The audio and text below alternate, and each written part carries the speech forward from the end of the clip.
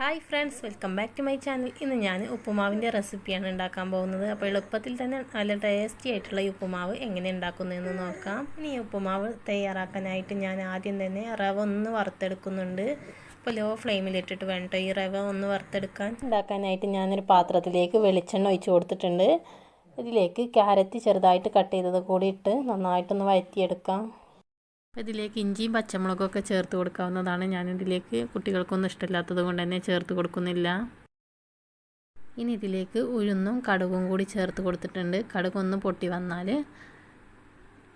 നമുക്കിതിലേക്ക് വേണ്ട വെള്ളം ഒഴിച്ച് കൊടുക്കാം. അപ്പോൾ ഒരു ഗ്ലാസ് റവക്ക് 1.25 ഗ്ലാസ് വെള്ളം എന്നുള്ള രീതിയിലാണ് ഞാൻ എടുത്തിട്ടുള്ളത്. ഇനി നമ്മുടെ വേവിച്ച് വെച്ച ക്യാരറ്റ് ഇതിലേക്ക് ഇട്ട് കൊടുക്കാം കേട്ടോ. അപ്പോൾ അത് ആദ്യം തന്നെ കടുക് പൊട്ടിച്ചിട്ട് സവാളയും മറ്റുള്ള ഇൻഗ്രീഡിയൻസൊക്കെ ഇട്ട് കൊടുത്താലും മതിയാകും. ഇനി ഇതിലേക്ക് ആവശ്യത്തിനുള്ള ഉപ്പ് ചേർത്ത് കൊടുക്കാം.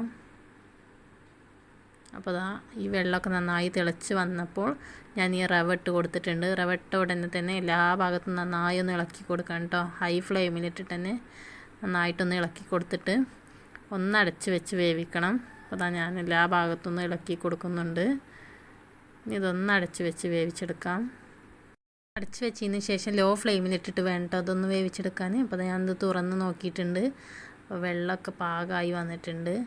അപ്പോൾ അത് ലോ ഫ്ലെയിമിലിട്ടിട്ട് തന്നെ ഒന്നിങ്ങോട്ട് ഇളക്കി കൊടുക്കാം. അപ്പോൾ ഞാനിത് കുറച്ച് നേരം കൂടി ഒരു ലോ ഫ്ലെയിമിലിട്ടിട്ട് തന്നെ അടച്ച് വെച്ചൊന്ന് വേവിച്ചെടുക്കുന്നുണ്ട് കേട്ടോ. ഒന്നുകൂടി നന്നായി വെന്ത് വരാനുണ്ട്.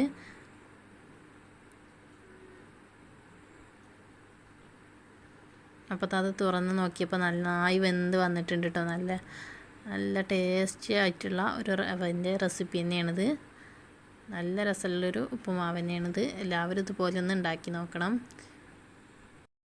അപ്പോൾ നിങ്ങളുടെ കയ്യിൽ നട്ട്സൊക്കെ ഉണ്ടെങ്കിൽ ഇതിലേക്ക് ചേർത്ത് കൊടുക്കാവുന്നതാണ്. അപ്പോൾ എല്ലാവരും ഇതുപോലെ ഒന്ന് ട്രൈ ചെയ്ത് നോക്കുക.